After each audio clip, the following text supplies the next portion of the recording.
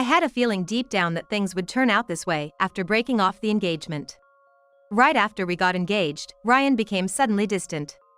He showered Jake with unusual kindness while ignoring my opinions, pushing for this wedding.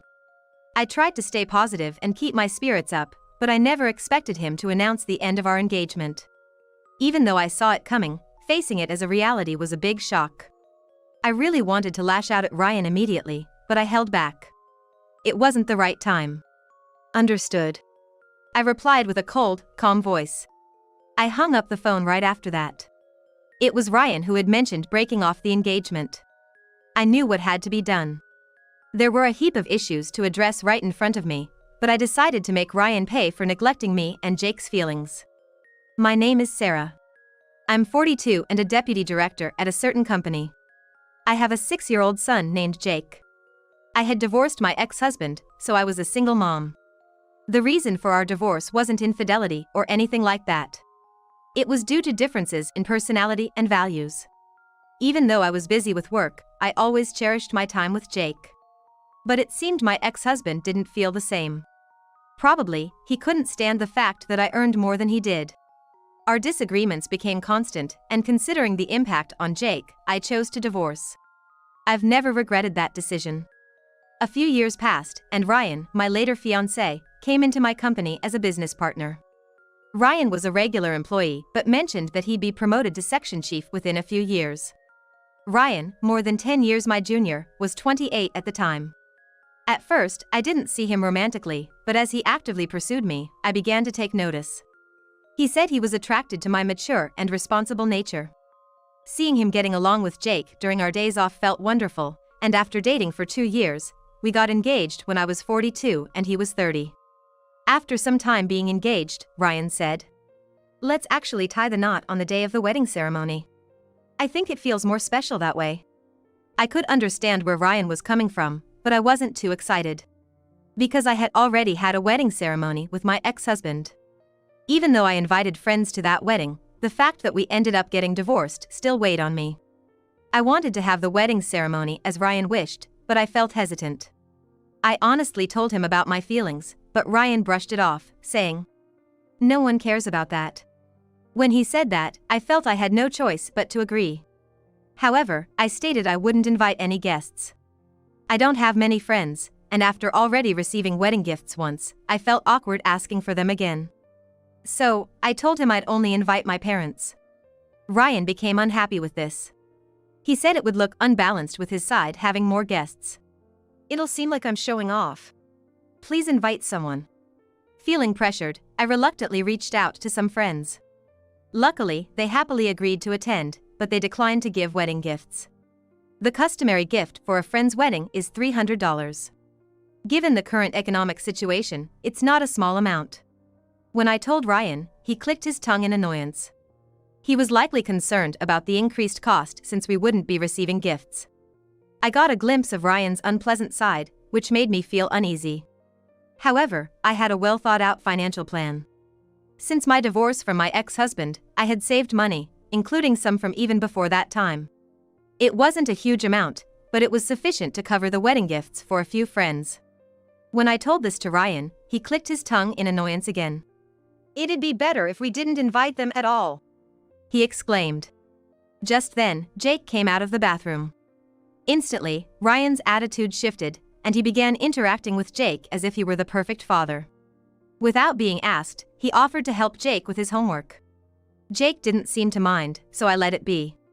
Recently, Ryan had been colder towards me, but he remained kind to Jake. That was the only comfort I had during our engagement. Still, I couldn't shake off this feeling of unease.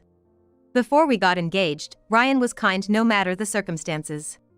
But as soon as we became engaged, it was as if he changed into a completely different person. This filled my heart with a sense of unease. After several discussions, we decided to go ahead with the wedding. Ryan took charge of most of the preparations, so I didn't have much to do. Months passed, and we were just a month away from the wedding. Throughout this time, I continued to feel that something was off.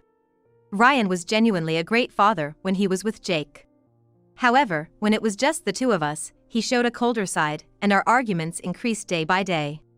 We were still only engaged, but it felt like we were living as a couple just going through the motions. To be honest, I wasn't comfortable.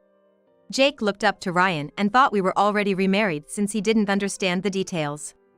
So, I couldn't bring myself to make the decision to leave Ryan. With my ex-husband, it was easier since Jake had said, "Dad doesn't pay attention to me, so I don't like him." However, with Ryan, he actively spent time with Jake, taking him out almost every weekend. If I put up with it and kept a smile on my face, we would be the perfect family everyone envies. At some point, I realized I had placed these constraints on myself, always holding back. Luckily, due to a busy period at work, I tried not to think about Ryan. As time went on, we were almost at our wedding date. We hadn't officially registered our marriage yet, so there was still time to choose a different path. But I thought it was too soon to decide and prioritized Jake's well-being in my actions. One day, Jake expressed a desire to stay at his grandmother's house. It wasn't an unexpected request. It was summer, and he was on school vacation. It was a yearly tradition for Jake to stay at my family home in the countryside during this season. So, this year, he wanted to visit there again. Usually, I would have taken this time to enjoy some alone time. However, the circumstances were different now. Ryan, who had been cold towards me, would be at home too. I tried to persuade Jake to stay, but Ryan suddenly said, "I have a business trip anyway, and can't take him out, so it's fine." Relieved, I sent Jake off with a smile. At the same time, Ryan left for his supposed business trip, saying he'd be away for a few days. We hadn't had major fights recently, but we bickered frequently. I remembered having small disagreements with my ex-husband too, so maybe this was normal for couples. I had stopped being bothered by Ryan's attitude and our arguments, but now that I was free from them, I felt refreshed. I tried to ask Ryan about his business trip, but he told me not to interfere with his work, and I couldn't get any details. I became worried when I didn't hear from him, so I sent him an email, only to be scolded, saying it was bothersome. At that moment, it felt like a string inside me snapped. Until now, I had endured, thinking that if I made sacrifices, Jake would be happy. But I had reached my breaking point. And that breaking point came abruptly. As things progressed, the day of the wedding ceremony next month arrived. Considering the guests who'd agreed to attend, canceling wasn't really an option. This morning, Ryan said he had some business and would join me later, hurriedly leaving the house. Because of that, Jake and I headed to the venue by ourselves. This being Jake's first wedding ceremony, he seemed truly excited. But as time went on, there was no sign of Ryan. He wouldn't even answer his phone. Moreover, I noticed something strange going on. From the conversations of the staff, I learned that not a single guest invited by Ryan had arrived. There were attendance lists and seating charts, and since Ryan had been the main person handling things, there shouldn't have been any mistakes. The church ceremony was to start in about 30 minutes, but with Ryan nowhere to be seen, I called him. After 2 rings, Ryan answered with a lethargic voice. "What do you want? Stop calling me over and over." This wasn't the time for such remarks. I demanded to know where he was and why none of his guests had shown up. Sensing my panic, Ryan chuckled and said, "Of course they're not here. I didn't inform anyone about the wedding, not even my parents." I was left speechless. For a moment, I was silent, my hand trembling as I held the phone. Then, I caught the worried gaze of Jake and snapped back to reality. Struggling to keep my voice steady, I asked, "So what happens to our engagement?" Even though we hadn't officially registered our marriage, we had been living as a genuine family. I'd made many sacrifices hoping for Jake's happiness. But to Ryan, perhaps it didn't matter at all? While feeling utterly dejected, I awaited Ryan's answer. Finally, with zero understanding of my feelings, Ryan coldly said, "I think we should break off the engagement." Although I had a hunch things might come to this, facing this reality was devastating. I wanted to lash out at Ryan right then, but I held back. Now wasn't the time. I replied in an eerily calm voice. "Understood." And immediately hung up. Ryan had proposed the breakup. My course of action was now clear. While numerous issues lay before me, I resolved to handle them one by one and teach Ryan a lesson for disregarding my and Jake's feelings. The next day, Ryan called repeatedly. On the voicemail, there were numerous frantic messages from him. But I felt no obligation to answer, so I blocked his calls and sent a short message saying there was nothing left to discuss. When he persisted with replies to the email, I simply ignored them and turned off notifications. Then, realizing I had returned to my parents' house, he came over. It happened to be when I was taking a bath, so my mother dealt with Ryan. I could hear them arguing at the entrance. My parents felt relieved when I decided to respond, but they warned that if the argument intensified, they'd call the police. Hearing that, Ryan clicked his tongue in annoyance and ranted. "Hey! What's this document demanding payment for the wedding expenses? I found it at home. Are you mocking me?" Ryan had finally shown his ugly side. Up to this point, he had only shown coldness, but now I realized this crude language was his true nature. But I was the one who felt mocked. I responded with a composed attitude. "Of course. After all, you were the one who insisted on this wedding even when I was reluctant. Moreover, you pretended to invite guests and in reality, didn't send any invitations. By all accounts, you should be the one paying." Upon saying that, Ryan's face turned beet red as he retorted. He argued he hadn't eaten or drunk anything at the wedding, and since he didn't actually invite any guests, he didn't want to pay.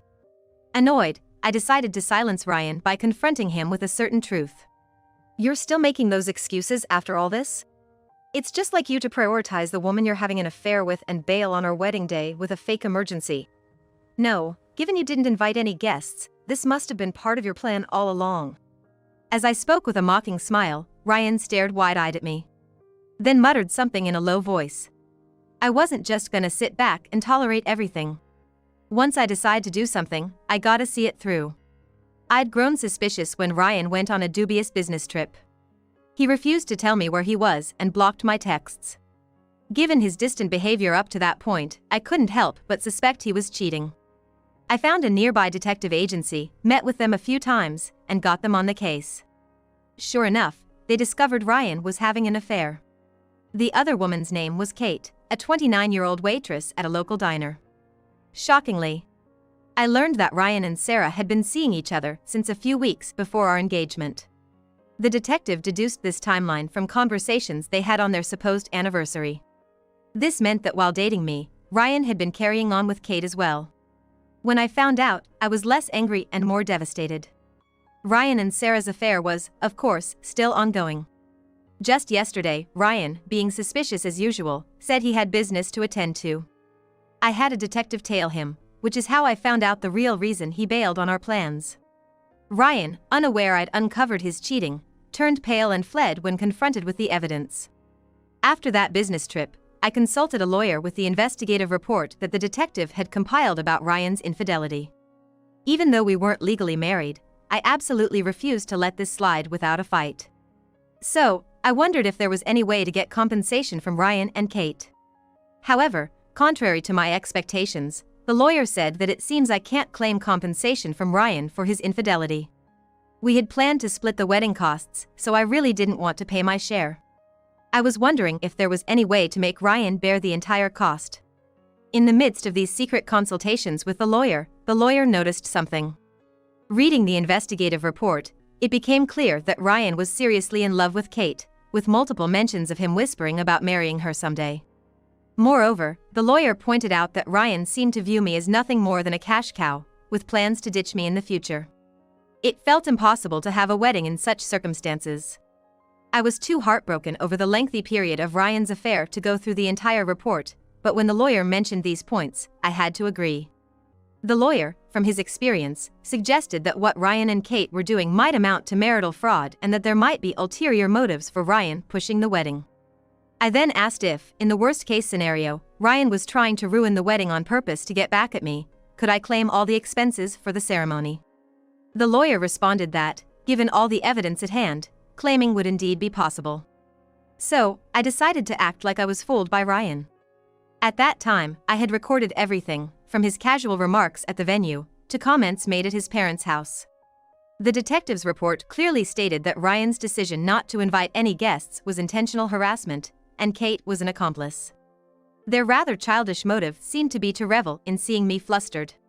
Not knowing they were being tailed by a detective, they unwittingly provided all the evidence I needed to claim full compensation for the emotional distress and wedding expenses. I expressed my gratitude for their careless chatter. On the wedding day, I explained the situation to the guests and converted the event into a simple dinner party. After refunding all the gifts, I headed straight to the lawyer's office. The lawyer was flabbergasted, saying he hadn't seen someone so naive in a long time. He promptly prepared the necessary documents for claiming compensation and emotional distress, allowing me to leave a prepared divorce notice and those papers at our home. That's how I got to where I am now. Even if Ryan anticipated a divorce, he probably never expected to face compensation claims so quickly. After he ran away, I received numerous apology emails, which I promptly deleted without reading. Such shallow apologies were nowhere near acceptable. Moreover, I knew that a legal notice had been sent to Kate, detailing everything. Given that she lived with her parents, it was only a matter of time before everything came to light. Things were progressing so smoothly that I had to work hard to contain my excitement. A few days passed, and Ryan and Kate came to see me. Ryan looked pale and gaunt, as if he had been through a lot these past days. However, Kate seemed indifferent, behaving as if this was someone else's problem. "I didn't know you two were engaged. And as for me faking sickness, I was really feeling bad the other day, and I just called Ryan for help." I hadn't yet told either of them about the solid evidence I had gathered. I had only told them that I had hired a detective, so Kate probably thought she could feign ignorance. To make matters worse, she started to lash out at me. "You knew I was living with my parents when you sent that certified mail, right? Thanks to you, my mom found out everything, and I got kicked out. Now I should be the one asking for compensation." I couldn't help but laugh when I heard that. Kate looked stunned, unable to comprehend why I found it funny. It seemed like Kate planned to put all the blame on Ryan and get away without any responsibility. But I wasn't gonna let that happen. We are both adults in our late 20s, and she should be accountable for her actions. I shot Kate a stern look, and she flinched, her eyes darting left and right. "Sorry to break it to you, but I have evidence proving that you knew Ryan was involved with someone else when you started seeing him. Ryan, you were just using me to end up with your side chick, weren't you? You approached me for my money from the start, and when it came time to dump me, you tried to humiliate me during our wedding. Am I right?" According to the detective's findings, the two knew each other before meeting me. Apparently, they weren't dating at that time. However, Ryan was burdened with student loans from college, unable to lead a lavish life. Kate, even though she had a massive debt from her parents and banks, was still living on a part-time job, unable to repay anything. Even though they were aware of their romantic feelings for each other, they believed they couldn't find happiness by marrying in their current situation. Thus, they hatched a despicable plan, and I unfortunately became their target. While I was a single mother, I had saved enough money to raise Jake on my own. Despite being a single mom, I held a significant position in my company. Ryan probably thought I was making a good amount of money and approached me to execute his marriage fraud plan. The reason he didn't officially marry me was that he didn't want any blemish on his public record. He probably thought living together would be treated as if we were married and hoped to get some of my savings when we broke up. Unfortunately for him, the savings I had been accumulating were my separate property and wouldn't be subject to division. When I told him this, Ryan was devastated. "Are you kidding? If I was gonna get sued, I at least thought I could get a good chunk through property division." As expected, his reaction just made me shake my head and chuckle. I then turned to Kate, ready to expose her ambitions. "Didn't you have an illness when you were younger that prevents you from having children for the rest of your life? You wanted a family with Ryan and saw an opportunity with me since I had Jake, right? You also knew I had money. But targeting me was your mistake. I'm not that gullible." When I confronted them, they both recoiled in fear. I was most hurt by the fact that Ryan was pretending to be kind to Jake to eventually take him away from me. There was nothing left to discuss with them directly. I told them that from now on, all dealings would be through my attorney. But Ryan made one last desperate plea. "I think I was a good father figure for Jake. You saw how close we were. Maybe we should hear what Jake thinks." The mere mention of Jake's name by Ryan disgusted me. And to add insult to injury, Kate shouted, "Exactly. Jake would definitely prefer a young mom like me over an old lady like you." I was left speechless by their audacity. As I stood there in shock, I heard footsteps coming down the stairs. It was Jake, who had been doing his homework upstairs. Upon seeing Ryan and Kate, Jake immediately said, Someone who hurts my mom isn't my dad. Ryan was visibly shaken by Jake's words. Despite being only 6 years old, Jake had sensed Ryan's exaggerated kindness towards him and the occasional coldness Ryan showed me. When I had mentioned going to my parents' house, Jake had happily asked if he could spend time with his grandpa. I realized how strong Jake truly was, especially after the incident at the wedding ceremony. Hearing this, Jake began to cry. He then turned to Kate, who was standing next to Ryan, and probably glaring at her, said, My mom's the only mom for me. And who are you, old lady? Kate, being referred to as an old lady, seemed highly offended and replied, You're just being rude. With her voice trembling. Concerned for Jake, I stepped in between them, shielding him from her. I took a deep breath, ready to deliver the final blow to Kate. It's really pathetic for an adult to retort to a 6-year-old. You're getting so red, did I hit a nerve? And you should be careful with your constant lies. The diner you work at, isn't it operated by the company my father runs? You didn't recognize the family name?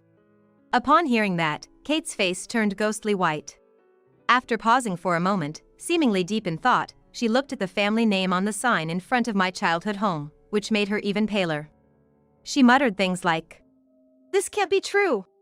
And, No way. But when she saw my father's face, her face went from pale blue to stark white. Though she kept apologizing, my father's stern expression didn't waver. Startled by my father's outburst, both of them fled without looking back. Because of their blinded desires, they involved others and as a result, would face severe consequences. I sued Ryan for emotional damages and for the costs of the wedding venue. On top of that, they were taken into custody by the police for the marriage scam. I heard they were given a suspended sentence. Ryan's parents, after hearing about the situation, apologized to me and covered all the expenses Ryan owed me. Now, Ryan is back at his family home, working tirelessly from dawn to dusk to help with the family business. However, he's earning almost nothing to repay the debts and is virtually confined to the property.